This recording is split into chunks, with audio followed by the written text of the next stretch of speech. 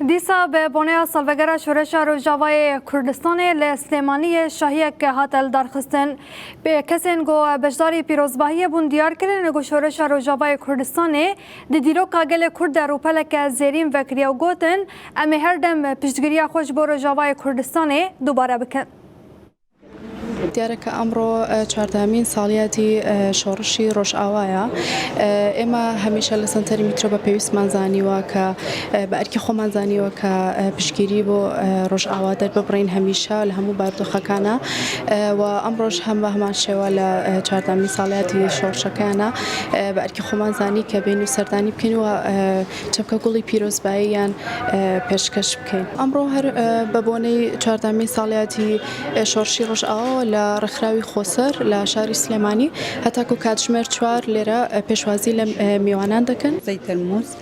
شورشی ڕۆژئاوا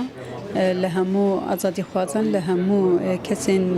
وڵات پارێز پیرۆز دەکەن و بەژنێ خوا لە هەمبەر شەهیدên 19 تەموز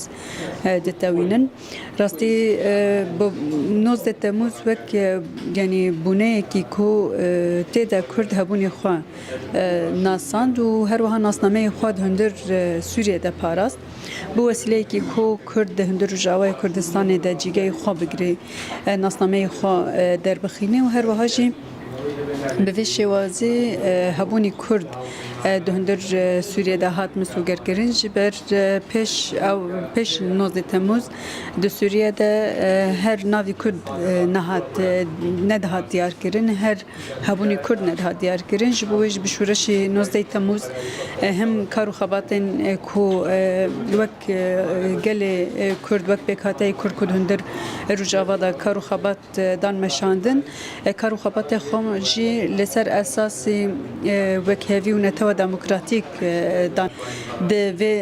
saliyadê de em kanin bêjin întegrasyona demokratîk întegrasyonekî ku em etwanibin bi hikûmetî veguhêz re kar û xebat bikin bi hikûmetî veguhêz re hebûnê xwe bidin nasandin bidin qebûlkirin bi taybet wek hêzî jin di hundir hikûmetî veguhêz de yanî wek hebûnê hêzekî jin ya pejev bê misûgerkirin hem jin di milê xwe îdarî de hem di milê leşkerî û perwerdehî de jin dikwane bê hebûnê xwe misûger bikî.